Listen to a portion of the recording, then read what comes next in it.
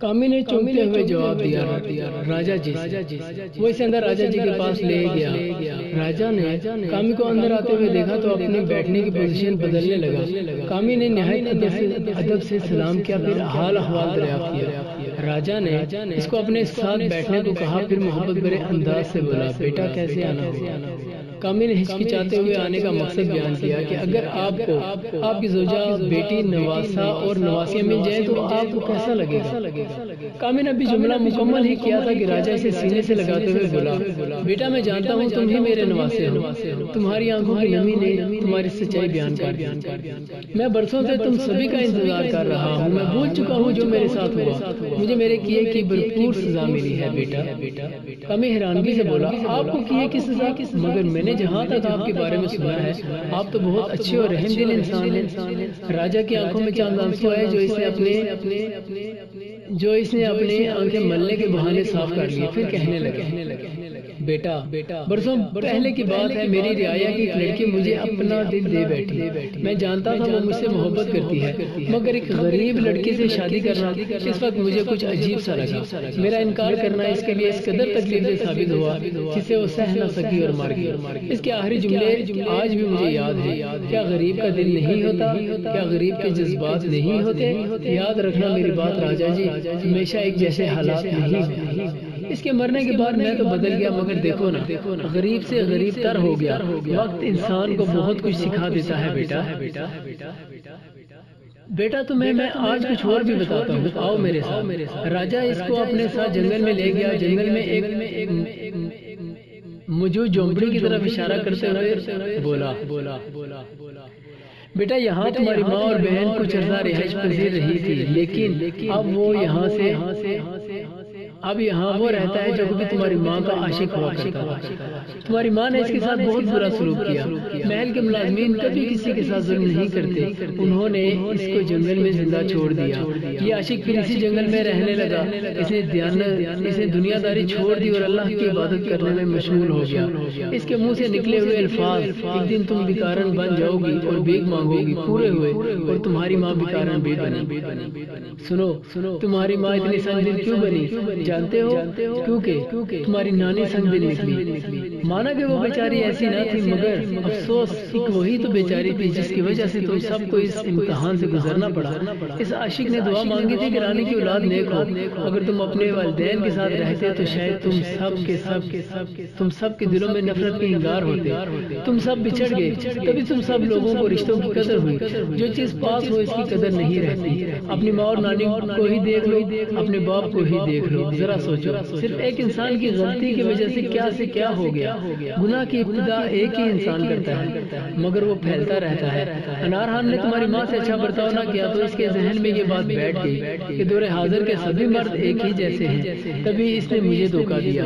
تمہاری ماں پر بھی نانی کا رنگ چڑھ گیا اور وہ مرد حضرات سے نفرت کرنا۔ جانتے ہو برہان کون ہے؟ برہان میرا بھتیجا ہے۔ اس کو جب پتا چلا کہ تمہاری نانی نے دھوکہ دے کر مجھ سے حکومت چھین لی تو اس کے دل میں دور حاضر کے خواتین کے لیے نفرت پیدا ہو گئی۔ دیکھا تم نے بیٹا، ایک انسان کی غلطی ایک بیچاری لڑکی کو کہاں سے کہاں لے آئی۔ خیر چھوڑو ان باتوں کو، میں ان نفرتوں کا خاتمہ چاہتا ہوں، لیکن نہیں چاہیے مجھے ایسی دولت، ایسی شان و شوکت جس میں نفرتوں کے سوا کچھ نہ ہو۔ آؤ آج تمہیں اس عاشق سے ملواتا ہوں جس نے اس جنگل میں تمہاری ماں اور بہن کی حفاظت کی۔ وہ دونوں جھونپڑی کے اندر داخل ہو گئے، مگر افسوس اس عاشق کی آخری سانسیں چل رہی تھی۔ وہ کہنے لگا، سنیے راجا جی، اب سب ٹھیک ہونے والا ہے، آپ سب ایک ہو جائیں، ہمیشہ سے میرے دل کی تمنا رہی ہے۔ برہان بالکل ٹھیک ہو جائے گا انشاءاللہ۔ اگر کامی اس کو سینے سے لگا کر کہے کہ آپ کا بیٹا آ گیا، میں ہوں آپ کا بیٹا، میرا تو وقت آ چکا ہے، الوداع۔ راجا اور کامی اس کی میت کو اٹھا کر محل لے اور ملازمین کے حوالے کرتے ہوئے کفن دفن کا بندوبست کرنے کو کہا۔ کامی برہان کے پاس آیا اور کہنے لگا، ابو جان دیکھیے مجھے، میں آپ کا بیٹا کامی ہوں، میں آ گیا۔ ابو جی مجھے سینے سے نہیں لگائیں گے کیا؟ مگر وقت کو شاید کچھ اور ہی منظور تھا۔ برہان سر جھکائے پھوٹ پھوٹ کر روتے ہوئے کہنے لگا، میری شہزادیاں کہاں ہیں؟ مجھے ان کے پاس لے جاؤ۔ یہ تینوں کراچی کی طرف روانہ ہو گئے۔ دوسری جانب نبیلہ کے بہت زیادہ اصرار کرنے پر وہ سب محل کی طرف روانہ ہو گئے۔ دونوں طرف سے ایک ہی آواز آ رہی تھی، گاڑی تیز چلاؤ، کہتے ہیں جلدی کا کام شیطان کا۔ دونوں جانے سے آدھا سفر طے ہو چکا تھا، دونوں طرف ملن کی پیاس بڑھتی جا رہی تھی، دونوں طرف دل کی دھڑکنیں تیز ہوتی جا رہی تھی، دونوں طرف سوچا جا رہا تھا سامنا کیسے کیا جائے گا، دونوں طرف ندامت کے اشک بہہ رہے تھے، دونوں طرف ماضی کی ہوئی غلطیوں پر خود کو کوسا جا رہا تھا، دونوں طرف انتظار ملن کا، مت پوچھ ٹہنی کے وقتے انتظار کیا چیز ہے، دونوں طرف عجب تڑپ۔ میں نے پوچھا دل سے اس کا انتظار کس قدر تکلیف دہ ہے، تو دل نے کہا آگ میں پڑا جسم تڑپتا ہو جیسے۔ دونوں طرف گاڑی کی رفتار بہت تیز تھی، اچانک یشفا کی نظر اپنے شور شوکت مزاری پر پڑی، جو روڈ کے کنارے بیٹھا تھا۔ اس کی شیپ بہت بڑی ہوئی تھی، اس کی حالت سے صاف ظاہر ہو رہا تھا جیسے وہ مدتوں سے کسی ملنگ کی طرح زندگی جی رہا ہو، جیسے مدتوں سے اس نے کچھ کھایا پیا نہ ہو، جیسے مدتوں سے وہ سڑک کے کنارے بیٹھے کسی کا منتظر ہو۔ یشفا فوراً اپنی ماں سے گویا ہوئی، وہاں مجھے میرے شوہر نظر آئے ہیں۔ ارسلہ ہر حال میں سب کو ایک دیکھنا چاہتی تھی، تبھی اس نے ڈرائیور سے گاڑی واپس موڑنے کو کہا۔ ڈرائیور نے ایک لمحہ بھی تاخیر کیے بغیر گاڑی واپس موڑ لی۔ سب کی نگاہیں شوکت مزاری کے دیدار کی منتظر تھی، بالآخر سب کو شوکت مزاری نظر آ ہی گیا۔ ڈرائیور نے گاڑی سڑک کے کنارے لگائی، سب گاڑی سے اتر کر شوکت مزاری کے قریب آ گئی، مگر یشفا اس کے پیچھے کھڑی ہو گئی، کیونکہ وہ ابھی اس کے سامنے نہ آنا چاہتی تھی۔ وہ جاننا چاہتی تھی کہ اس کے دل میں میرے لیے کیا ہے، وہ جاننا چاہتی تھی کہ کیا وہ اپنی ماضی کی ہوئی غلطیوں پر پشیمان ہے یا نہیں۔ ارسلہ آگے بڑھتی ہوئی شوکت مزاری کو غور سے دیکھنے لگی۔ اس کی حالت بہت خراب تھی، اس کے جسم پر مختلف قسم کے نشانات تھے جو اس بات کی صاف گواہی دے رہے تھے کہ اس کو مختلف قسم کے کیڑے مکوڑوں نے کاٹا۔ ارسلہ کو بہت ترس آیا، وہ سوچنے لگی جب انسان اس بات سے باخبر ہے کہ وہ اگر کسی کے ساتھ برا کرے گا تو اس کے ساتھ بھی برا ہی ہوگا، تو پھر آخر کیوں انسان سمجھتا نہیں، آخر کیوں انسان دوسرے انسان کے سکون و چین سے جلتا ہے، آخر کیوں ایک انسان دوسرے انسان سے حسد کرتا ہے۔ بے شک جو لوگ دوسروں کے ساتھ برائی کرتے ہیں ان کے ساتھ ہمیشہ برائی ہی ہوتی ہے۔ ارسلہ درد بھری آواز میں بولی، بیٹا آپ کون ہیں؟ شوکت مزاری نے کوئی جواب نہ دیا، وہ سر جھکائے ٹس سے مس نہ ہوا۔ ارسلہ نے اپنا سوال دہرایا مگر پھر بھی اسے کوئی رسپانس نہ ملا۔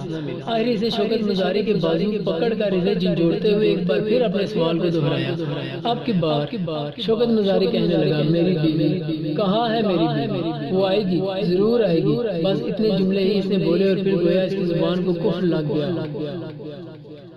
اب ایک لمحہ بھی دیر کیے بغیر یشفا شوکت کے سامنے آ گئی۔ یشفا کو دیکھتے ہی شوکت بے ہوش ہو گیا، گویا شرمندگی کی وجہ سے وہ اپنی بیوی کا سامنا کرنے سے قاصر تھا۔ ڈرائیور نے اس کو اٹھایا اور گاڑی میں لٹا دیا۔ اس کے منہ پر پانی چھڑکا گیا تو وہ ہوش میں آ گیا۔ اس کے چہرے سے صاف ظاہر ہو رہا تھا کہ وہ کافی دن سے بھوکا ہے۔ یشفا اسے اپنے ہاتھوں سے کھانا کھلا رہی تھی۔ اس کا کھانا کھلانا اس بات کا منہ بولتا ثبوت تھا کہ اسے دل سے شوکت مزاری کو معاف کر دیا۔ سفر پھر سے شروع ہوا مگر افسوس صد افسوس، وقت نے ایک بار پھر بغاوت کر ڈالی۔ آمنے سامنے سے آتی ہوئی گاڑیاں ایک دوسرے سے ٹکرا دی، ایک طرف کامل برہان اور راجہ جبکہ دوسری طرف نبیلہ، ارسلہ، شوکت، بختاور اور یشفا۔ قسمت جب کھیل کھیلتی ہے تو کسی کو چال چلنے کا موقع نہیں دیتی۔ کیا سوچا تھا مگر کیا ہو گیا۔ شاید یہی ان کے حق میں بہتر تھا، کیونکہ دھوکہ دینے والے جب معافی مانگنے آمنے سامنے آ جاتے ہیں تو شرمندگی سے ہی مر جاتے ہیں۔ حادثہ بہت بری طرح ہوا تھا مگر نبیلہ کو راجہ سے معافی مانگنی تھی۔ وہ اپنا جسم گھسیٹتے ہوئے راجہ کے پاس آ رہی تھی۔ برہان اور ارسلہ بھی اسی حالت میں دھیرے دھیرے ایک دوسرے کے پاس آ رہے تھے۔ کم از کم ملنا تو ان کے نصیب میں ہی لکھا تھا۔ ایک دوسرے کے سامنے آنے کے بعد بولنے کی ہمت ان میں نہ تھی، بس ایک نگاہ ایک دوسرے پہ ڈالی۔ پہلے آدھ مرے تھے مگر دیکھنے کے بعد مکمل مر گئے۔ بختاور اور یشفا شدید زخمی ہو گئے جبکہ کامی اور شوکت کو معمولی زخم آئے۔ دونوں گاڑیوں کے ڈرائیور بھی شدید زخمی ہو گئے۔ کامی اور شوکت آگے بڑھتے ہوئے ان کو ہسپتال لے کر گئے مگر افسوس ان کے بزرگ کو کب کے جہان فانی سے کوچ کر چکے تھے۔ ہو گیا جب انتظار یار ختم، حق تھا موت تیرے آنے کا، ختم شد۔